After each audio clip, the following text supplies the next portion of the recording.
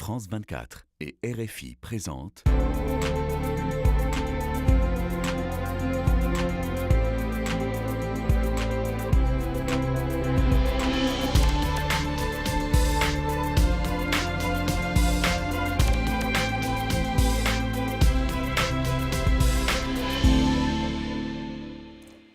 Bonjour à tous et merci de nous rejoindre pour Ici l'Europe. Nous sommes ensemble sur France 24 et Radio France Internationale.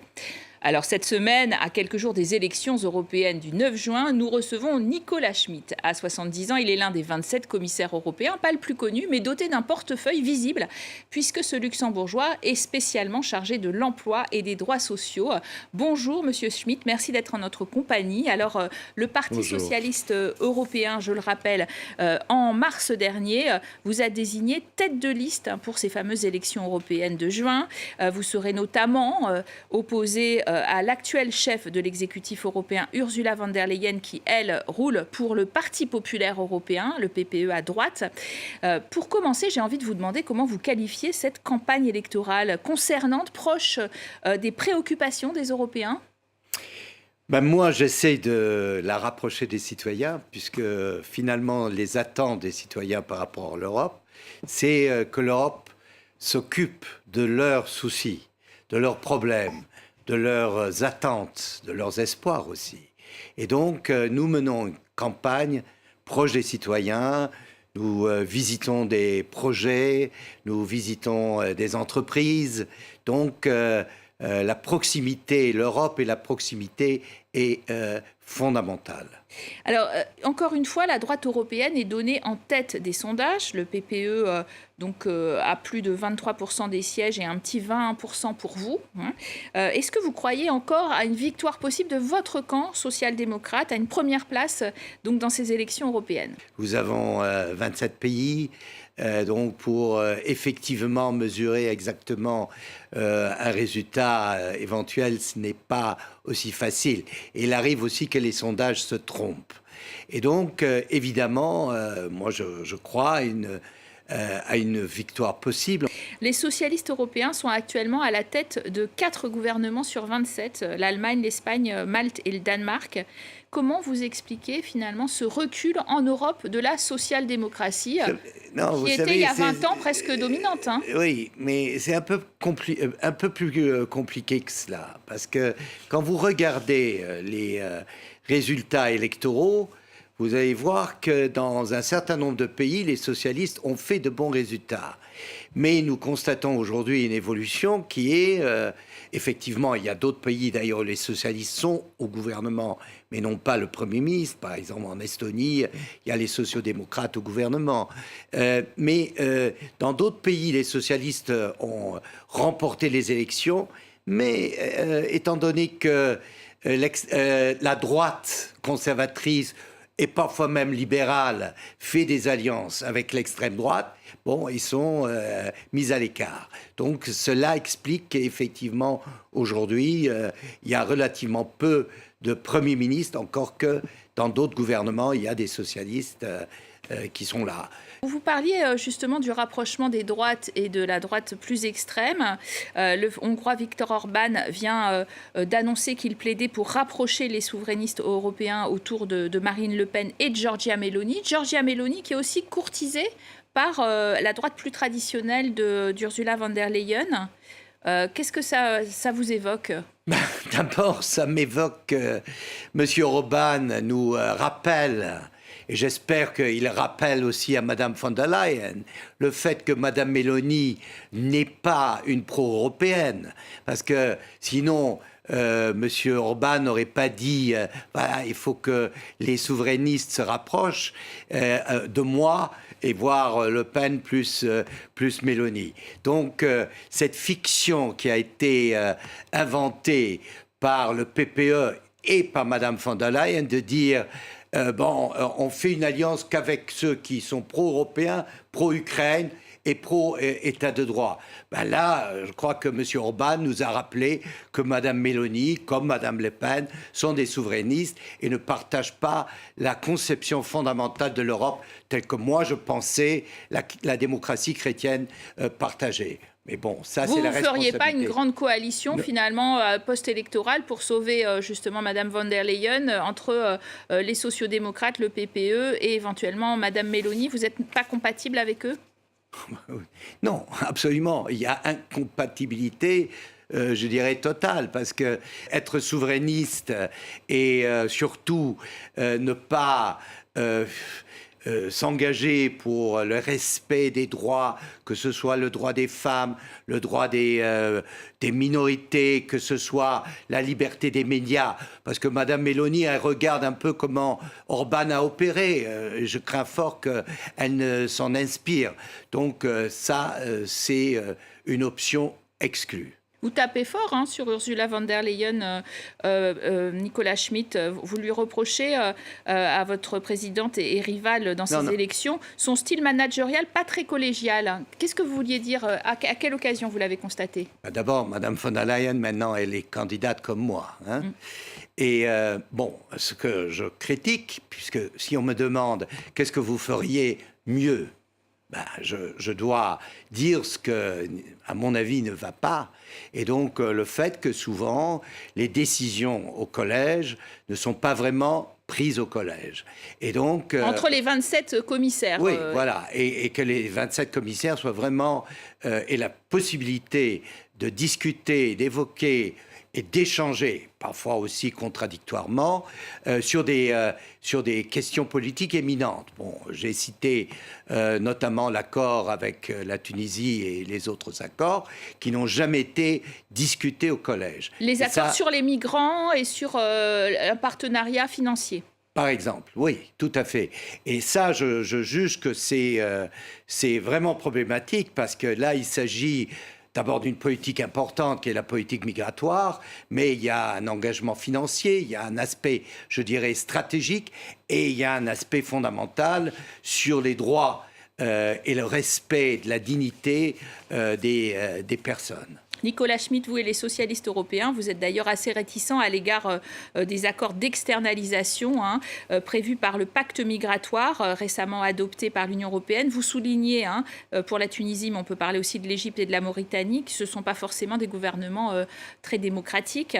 Qu'est-ce que vous reprochez à ces accords, essentiellement? Que finalement, le suivi n'est pas assuré. Parce qu'on sait que les gens sont empêchés de se rendre en Europe par effectivement des bateaux, par des trafiquants, ce que je comprends et ce que je soutiens.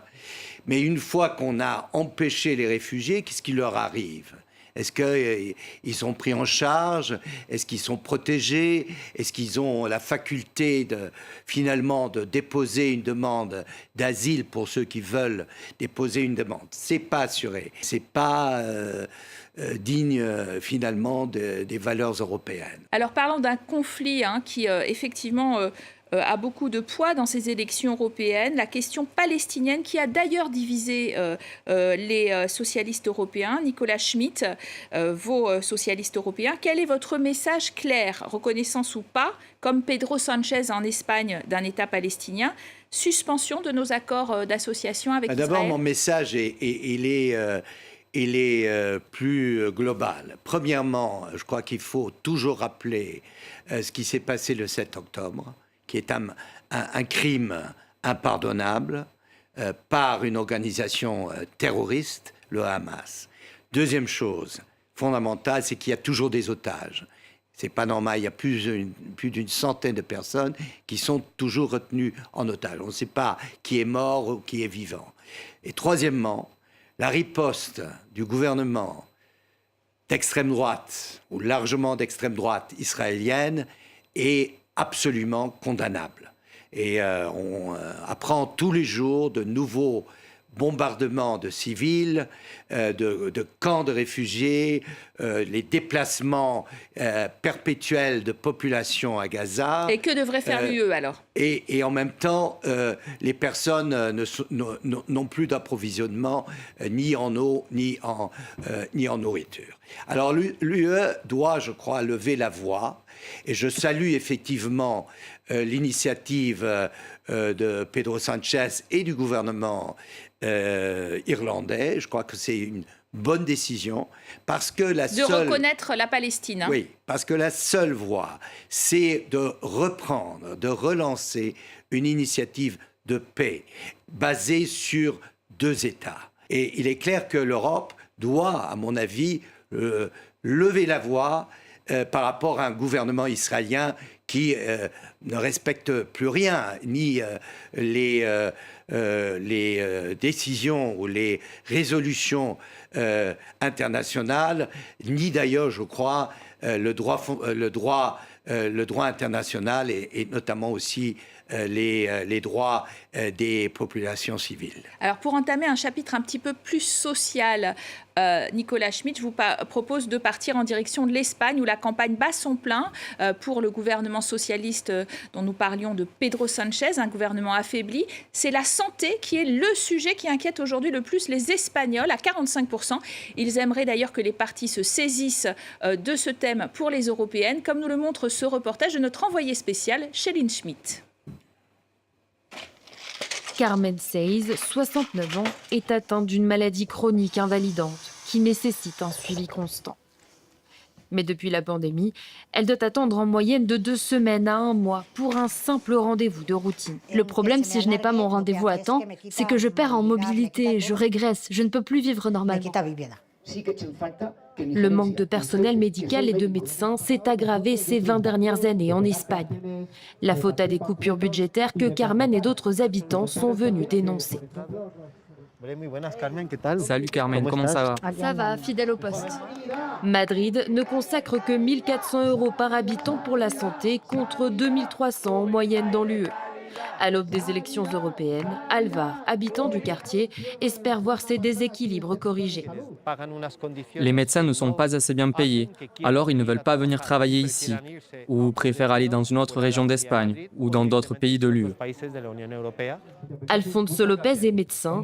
Il a vu l'efficacité d'une gestion coordonnée par l'UE de la pandémie de Covid-19. Aujourd'hui, il aimerait que l'Europe aille plus loin et garantisse des conditions de prise en charge minimales pour le bien-être des patients et des médecins. Les conditions de travail sont très difficiles. Les médecins voient jusqu'à 90 patients par jour. C'est 1 toutes les 2 secondes. On ne diagnostique plus les patients, on les expédie. Les partis politiques espagnols sont partagés sur le modèle le plus efficace. Privatisation ou investissement massif dans la santé publique. Adrián Vázquez Lázara, eurodéputé, est 10e sur la liste du Parti populaire. Ce qui est important, ce n'est pas seulement le budget alloué à la santé, mais comment il est géré. Si vous prenez le cas de la Belgique ou des Pays-Bas, la gestion publique-privée est partagée. Cela permet de tirer le meilleur des 2 systèmes. Un modèle que rejette de son côté la gauche radicale espagnole. Isabel Serra est la porte-parole de Podemos. Il faut interdire la privatisation de la santé publique et il faut mieux la financer. L'Europe doit décider si elle choisit d'être l'Europe de la paix, des droits humains et des services publics. Fin mai, ils étaient 18 000 madrilènes à demander plus de moyens pour la santé publique. Alors, Nicolas Schmit, en tant que commissaire aux droits sociaux, vous aviez participé à cette mobilisation pendant la pandémie, mais certains disent que les plans de rigueur qui ont été appliqués auparavant, au moment de la grande crise de la dette aux pays du Sud et en particulier à l'Espagne, ont désarmé le service public hospitalier. La santé n'est pas une activité économique, la santé est un droit fondamental des citoyens. Et donc pour moi, rétablir la notion de service public à l'échelle européenne est fondamental. Donc c'est au cœur même de notre projet social-démocrate, c'est les services publics et parmi lesquels se trouve le secteur de la santé. Alors que le taux de chômage dans l'Union européenne a plutôt baissé, autour de 6%, il y a encore 23% des Européens qui sont menacés par la pauvreté. Il faut d'abord s'attaquer à cela, notamment donner aux personnes la possibilité de travailler à plein temps. La deuxième chose, c'est effectivement veiller à ce que les salaires soient soit correcte. Maintenant, j'espère qu'avec la directive sur les salaires minimums en Europe, on arrive à augmenter les salaires et il faut aider les personnes qui sont exclues du marché du travail à revenir sur le marché du travail. Et finalement, pour ceux qui ne peuvent pas travailler pour une raison ou une autre, il faut des revenus minimums qui permettent aussi une vie en dignité. Vous avez sans doute suivi ces perquisitions au domicile d'un assistant parlementaire au Parlement européen. Aussi, il est soupçonné d'avoir relayé la propagande du Kremlin contre rémunération, alors qu'il est au service d'un eurodéputé, d'ailleurs, qui est la tête de liste du parti d'extrême droite allemand, l'AfD. C'est le fameux Russia Gate. Est-ce que vous êtes convaincu que les Russes cherchent à agir sur la campagne électorale des européennes ? Je crois qu'il y a des interférences permanentes au niveau européen comme au niveau national. Et d'ailleurs, ça montre le vrai visage de l'extrême droite. Les soi-disant patriotes, mais qui sont en fait des patriotes de pacotille, qui sont de faux patriotes, et qui finalement sont les amis de Poutine, parfois même de Poutine et de la Chine de Xi. Et donc, j'alerte les citoyens qui peuvent effectivement s'égarer de ce côté-là, que leur vote est aussi un vote de soutien indirect à ces dictatures, puisque, on le connaît, il y a des liens évidents avec l'extrême droite, entre Poutine, en Italie, Salvini, etc., et ces partis. Merci Nicolas Schmit. Ce sera évidemment à eux de se déterminer par le vote entre le 6 et le 9 juin en fonction des pays de l'Union européenne. Je le rappelle, à très bientôt. Merci de nous avoir suivis sur France 24 et Radio France Internationale.